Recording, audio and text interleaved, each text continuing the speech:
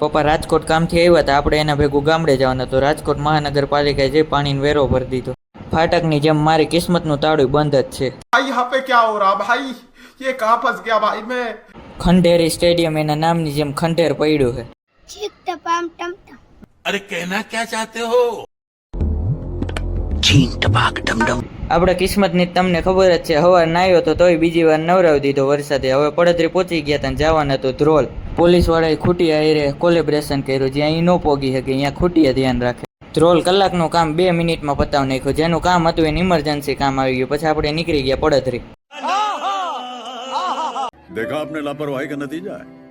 પાછા પડતરી પહોંચીને 2 વ્હીલ લઈને આવતા રહ્યા ઘરે. આજે સૌથી લેટ મારું બપોરનું જમવાનું થશે. 4:15 થઈ ગયા.